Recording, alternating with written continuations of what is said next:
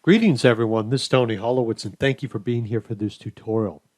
One of the groups that I think is really important is to understand your relationship with the contacts in Act and understanding when they were created.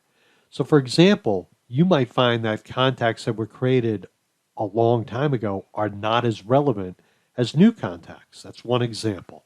And using that example, I'm going to come over to groups. And when I come to groups, I'm going to come up and I'm going to create a group called Create Date Older Than 365 Days. So I already put in the group name, but I haven't done the criteria. So let me show you how that can work. I'm going to click on Add Remove Contacts. I'm going to click on Edit Criteria. I'm going to say Listen. And again, you are maybe for the first time recognizing that Act has a field in it called Create Date. When you create a contact in Act, it remembers or records the date that contact was created.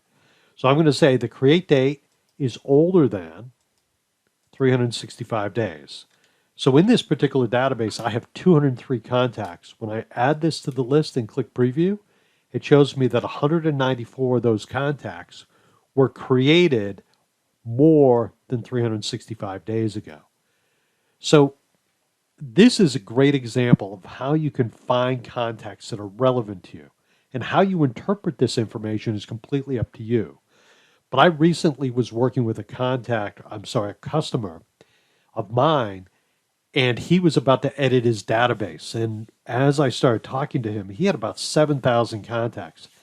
And he was one of these individuals that wanted to sort of get out in front of it. And I said, if you just wait and talk to me about it and sort of engage with me, I can make this simpler.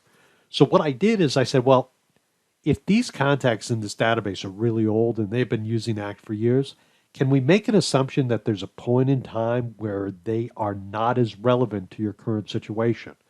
So we created a group and we said contacts that were created more than, and it worked out to be about 3 years ago. And because we knew they were older than 3 years ago, they were not as important to them to worry about. And it was probably about 80% of their database. So right off the top, I could show him the contacts that were not important to him. And then if I flipped it around the other way, I could say all the contacts that were created within the last 180 days or 2 years or whatever it might be, to put the contacts in front of him so he could take action on them and work on them before he wasted his time on things that were 10 years old.